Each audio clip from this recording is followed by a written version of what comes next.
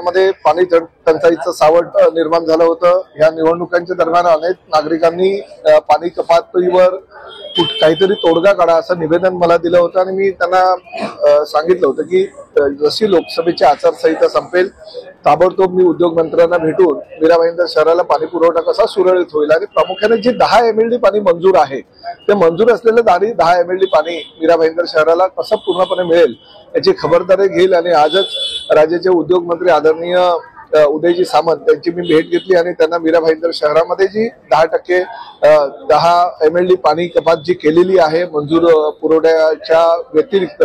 त्यामुळे ती ताबडतोब रद्द करावी आणि 10 MLD पाणी त्वरित द्यावं अशी मागणी केली। उदय सामंत साहेबांनी जे MIDC चे CE आहेत श्री चव्हाण यांना ताबडतोब दूरध्वनी केला आणि त्यांनी मीरा भाईंदर शहरातील पाणी टंचाईवर तोडगा काढायला सांगितला आणि जे मंजूर असलेलं 10 MLD पाणी आहे ते ताबडतोब टप्प्याटप्प्याने देण्याचे आदेश दिलेत। त्यामुळे उद्यापासूनच मीरा भाईंदर शहराला जो पाणी कपातीनं ग्रासलेला आहे किंवा पाणी टंचाईचा सामना करावा लागतो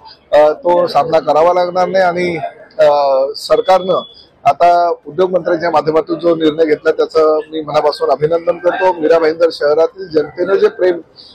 शिवसेनेवर दाखवलं त्याचं फलित म्हणून लगेच दुसऱ्या दिवसापासून त्या भागाचा स्थानिक आमदार म्हणून मी कामाला लागलो आणि उद्योग मंत्र्यांनी त्याला ताबडतोब पाठिंबा दिला त्याबद्दल मी त्यांचंही मनापासून आभार व्यक्त करतो। मुख्यमंत्री श्री एकनाथ शिंदे साहेबांच्या नेतृत्वाखालचं सरकार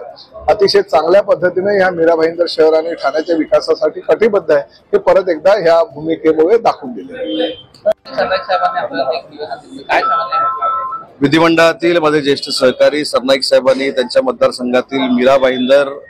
या परिसरातील पाणी वाढवण्याचे जे निवेदन दिलंय त्या संदर्भात तातडीनं बैठक घेऊन हे पाणी वाढवण्याचा निर्णय आजच आमच्या विभागानं घेतलेला आहे। आज शटडाऊन असल्यामुळे उद्या किंवा परवापासून याची अंमलबजावणी केली जाईल आणि पाणी टंचाई होणार नाही आणि उद्योजकांना देखील पाणी कमी पडणार नाही याची दक्षता मीरा भाईंदरमध्ये 100% घेण्याचा निर्णय आज मी घेतलेला आहे।